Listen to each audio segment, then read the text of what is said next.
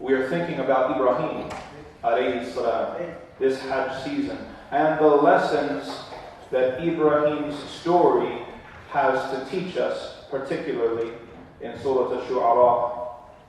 We learned last week to not make assumptions, to ask for clarification, to challenge falsehood with wisdom, and to ask people to think for themselves. We learned that traditions are important, but sometimes they need to be questioned. We learned that the truth is true no matter who says it, and falsehood is false no matter who says it. And we learned that it's not enough to simply believe in the truth. We also have to stand up to falsehood, because falsehood doesn't rest. Next, Ibrahim alayhi salam gives us some lessons in theology and aqidah. Who is Allah? Who is the one who we submit to, that we pray to 5 times a day? Who is the one that we obey? It all might seem very basic at first. Well, that's easy, it's Allah. But who is He? How well you can answer that question will indicate how ready you are for hardship in this life, and how prepared you are for success in the next life. Because we think we know Allah. We think this is something very easy, but then something happens in our lives. We lose a loved one. We lose our job. We get injured, and then what happens? We say, why did Allah do this to me? This isn't fair. Allah must be angry with me. Allah must not love me. And all of a sudden, we begin to show how little we actually know about Allah. I was counseling someone this week, and their story was heartbreaking. They were abandoned as a child. They grew up not knowing their parents. They were sexually abused as a young person. They started abusing drugs as a teenager. This person's family could not help them, or they weren't willing to. They just told her that she was going to hell for the things that she did, or that she was the victim of magic. She tried to fix things herself. She did the best that she could. She read long du'as in not her native language, in a language she couldn't understand. But in the end, she was able to make improvements to her life, and she climbed out of addiction. But no matter how far she progressed, she couldn't shake this feeling that she was angry with Allah subhanahu wa ta'ala. She told me, I don't feel like praying because I'm upset at Allah. This is not a strange story. This sort of thing happens all the time in our community and outside our community. You don't think you need to know Allah until it's too late. Until you're left questioning Allah. Why did He do this to me? Ibrahim alayhi salam is going to teach us. He says, الَّذِي خَلَقَنِي فَهُوَ يَهْدِينِ.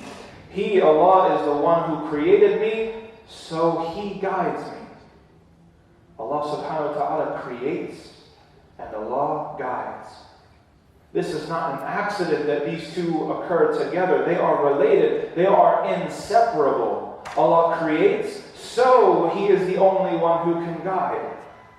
What happens when we get into trouble? We ask for help. We ask for advice. We might talk to our friends. We might talk to our family. We might even take to social media to try to figure out what to do next. But how much can all of those people help when it comes to giving you true guidance? Maybe their advice is wrong. Maybe their advice is inappropriate to your situation. Maybe they don't know what they're talking about. But Allah subhanahu wa ta'ala, He made you. He created you. He knows you inside and out. He can see through your excuses. And at the same time, He can appreciate things about you that nobody else can. And so if He's able to create you and He knows you better than anyone else, isn't He able to guide you too? Can't you trust His guidance? How do we go to Allah for guidance? There's two ways. One of them is the Quran.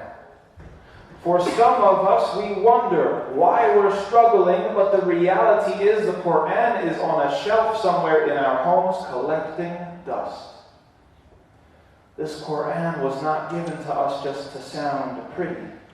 It was given to us to guide our lives. If you don't have a daily relationship with Allah's guidance, you're like a soldier on the battlefield without a weapon. That's what we call a sitting duck. The other path to Allah's guidance is through the salah, through prayer.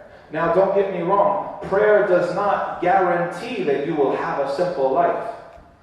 It does not guarantee that you will have a happy life. It does not guarantee that you will have an easy life. No, but it means that no matter what happens, you can at least be sure that it's for your own good. It's not a punishment. It's meant to make you stronger. It's meant to help you down the road. Allah subhanahu wa ta'ala is the one who created you, and so you have to trust that He can also guide you. As we say, if Allah can bring you to it, then He can also bring you through it. Next, Ibrahim alayhi salam says, وَالَّذِي هُوَ يُطْعِمُنِي وَيَسْقِينِ. He is the one who feeds me and who quenches my thirst. Ibrahim alayhi salam is telling us that Allah Azza wa Jal has complete control over our provision. Everything that comes to us, everything that's taken from us, Allah subhanahu wa ta'ala gets to decide. Our bodies, our family, our health, our wealth, Allah Azza wa Jal decides when to increase it and when to decrease it, when to give and when to take away. When we realize that, it should bring us some sort of peace. Not because we're never going to experience loss. No. Allah Azza wa Jal promises us in the Quran that we are going to experience loss. But without knowing who Allah is, we go insane, trying to control everything. Anybody who's into Bitcoin or the stock market right now, it's not an easy time. Some people have taken on huge losses. Some people's entire savings or their retirement funds have been wiped out completely. You can go insane trying to learn as much as possible and time your investments just right so that you never lose. But at the end of the day, there's always something you weren't aware of. There's always some factor that you forgot to consider. So a person who doesn't know Allah, they're going to fall into despair. They're going to fall into depression. They might even kill themselves when the market crashes. We saw this happen pretty recently. If you know who Allah is, and you know that in reality, behind all the factors and causes that we can see, Allah Azza wa Jal is there controlling everything, and when He decides something, it's going to happen. There's no escaping it. Again, it doesn't mean that Islam promises you riches. No way. Not at all. But belief in Allah and knowing who Allah is will help you focus on what you can control, which is pleasing your Creator. And if you know that you're doing what you can do to please your Creator, you can lose everything. You can lose everything that you have, and you can handle it because you know that He doesn't hate you. You know that He's setting you up for something better down the road. This is why the Prophet Muhammad ﷺ called it sadaqah, charity, a proof, hujjah, burhan of our faith. It's a test of our trust. No one's going to give charity unless they trust Allah. Because for a person who doesn't believe in Allah, charity is basically the same as lighting your money on fire or flushing it down the drain. No. The believer knows better. You're going to get it back and then some. Maybe not right away. Maybe not even in this life. But sooner or later, you will get back more than what you gave. أقول قولي هذا وأستغفر الله لي ولكم ولسائر المسلمين من كل ذنب فاستغفروه إنه هو الغفور الرحيم.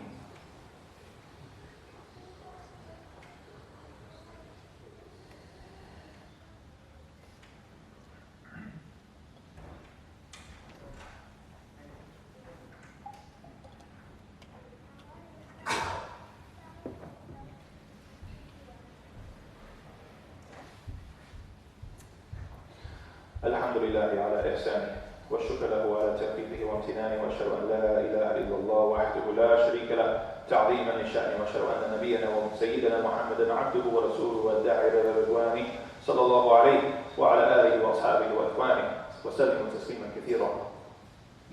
Next, Ibrahim alayhi salam says, وَإِذَا مَرِضْتُ فَهُوَ يَشْفِينَ. And when I become sick, it is He who heals me.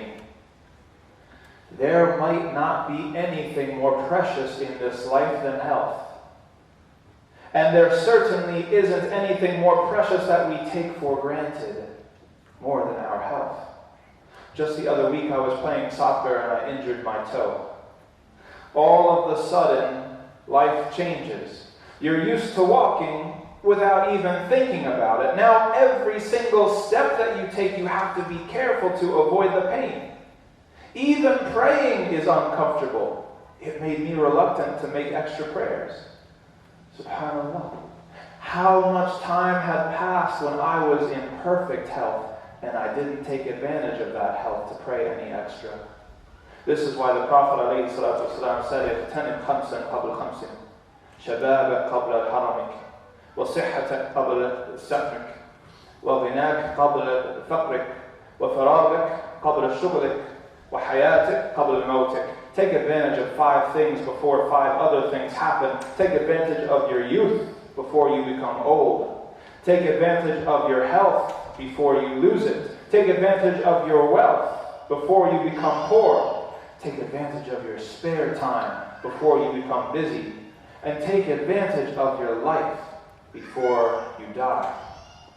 Health is one of those things that we do not properly value until it's gone. And that's why people go to great lengths to stay healthy or to find a cure if they are sick. Hundreds of years ago, Chinese emperors used to exhaust the wealth of the entire kingdom trying to find some sort of secret potion that would let them live forever. These days, some people with too much money and not enough faith have themselves frozen after they die, hoping that one day scientists will be able to figure out how to stop us from dying or bring us back to life. This is a spiritual disease. Some people become so obsessed with controlling our health that they stop trusting Allah Azza wa Jal. Why do people turn to magic? One of the big reasons is health. They are afflicted with a trial in their health, and instead of accepting it as part of Allah's decree, they have decided that they would rather get what they want out of life, even if it means disobeying Allah subhanahu wa ta'ala. Allah Azza wa Jal reminds us that He's in control. Allah Azza wa Jal has the unique ability to make us whole again after we fall ill or get injured, and He wants us to turn to Him. وَالَّذِي يُمِيتُنِي ثُمَّ يُحْيِينِ. And He who causes me to die and then resurrects me. If we're afraid of losing money, and if we're afraid of getting sick, then we are absolutely terrified of death, especially here in North America. Nobody wants to talk about it. When it comes to the end-of-life care and you're talking with the nurses, usually the main priority people have in this part of the world is minimizing the pain. Once your loved one has passed away, one of the things people say to one another most often is, at least he went without any pain. Of course, nobody wants to see their loved one in any pain, but is that the top priority? For a person of faith, our priority has to be that second part that Ibrahim is talking about, resurrection. How prepared are they for the day of judgment? That has to be the top priority. Everything else comes second. Allah Azza wa Jal controls our deaths and then brings us back to life. Does it make sense? Does it make sense to spend our lives running away from the inevitable? Does it make sense to spend our lives ignoring our fate or pretending it doesn't exist? We know that this is going to happen. We need to start preparing from now. Finally, Ibrahim alayhi salam says, وَالَّذِي أَطْمَعُ أَن يَغْفِرَ لِي خَطِيئَتِي يَوْمَ الدِّينِ. And who I hope will forgive me my mistakes on the day of judgment. Allah subhanahu wa ta'ala has the unique ability to forgive. You're not going to get forgiveness from any other source. from any other place. He's the only one who can do it. And the fact that Ibrahim alayhi salam closes his lesson talking about forgiveness, it's extremely, extremely important. Let's review the list of the things that he just said. It all revolved around what people fear the most. We fear being lost. We fear not having enough to eat. We fear losing money. We fear losing our health. We're afraid of dying. We might even be afraid of the resurrection. But the purpose of all these things is the forgiveness of Allah. Why would Allah, Ar-Rahman, Ar-Rahim, the most merciful, Al-Wadud, the most loving, cause you to feel lost? Why would He try you and test you with pain, with hunger, with poverty, with sickness? Why would He end your life in the first place? And then why would He bring you back? For the person of faith, for the sincere person who tries, Allah does it all for your forgiveness. The Prophet Muhammad alayhi salatu wasalam said, "Ma min muslimin yusibuhu adha maradun fama siwah illa haqqa Allah lahu sayyi'ati kama tahuttu ash-shajaratu waraqaha." Any Muslim who suffers anything, sickness or otherwise, Allah makes his sins fall away, just like the leaves fall off of a tree. How long are we going to run away from our own forgiveness? When are we going to embrace our own purification and our own forgiveness? The Prophet ﷺ said, إِذَا أَرَادَ اللَّهُ بِعَبْدِهِ الْخَيْرِ عَجَّلَ لَهُ الْعُقُوبَةَ فِي الدُّنْيَا وَإِذَا أَرَادَ بِعَبْدِهِ الشَّرَّ أَمْسَكَ عَنْهُ بِذَنْبِهِ حَتَّى يُوَافِيهِ بِهِ يَوْمَ الْقِيَامَةِ رواه التِّرْمِذِي. When Allah Azza wa Jal wants good for His servant, He punishes him here in this life. He makes it hard. Whereas if Allah wants evil for a person, He withholds the consequences of his sins until he gets to the day of judgment. But we need to be ready. We need to be ready for that day by being right with Allah subhanahu wa ta'ala. If we take care of our end of the deal, if we are faithful, if we are sincere, if we try our best, we have nothing to worry about. And we have everything to hope for, no matter what happens. The Prophet ﷺ said, عَجَبًا لِأَمْرِ الْمُؤْمِنِ إِنَّ أَمْرَهُ كُلَّهُ خَيْرٌ وَلَيْسَ ذَلِكَ لِأَحَدٍ إِلَّا لِلْمُؤْمِنِ إِنْ أَصَابَتْهُ سَرَّاءٌ شَكَرَ فَكَانَ خَيْرًا لَهُ وَإِنْ أَصَابَتْهُ ضَرَّاءٌ صَبَرَ فَكَانَ خَيْرًا لَهُ رواه Muslim. Strange is the situation of the believing person, because everything is good for him. And that's not true for anyone else but a person of faith. If he is given ease in this life, then he is grateful, and that is good for his soul. And if he is given hardship, then he is patient, and that too is good for his soul.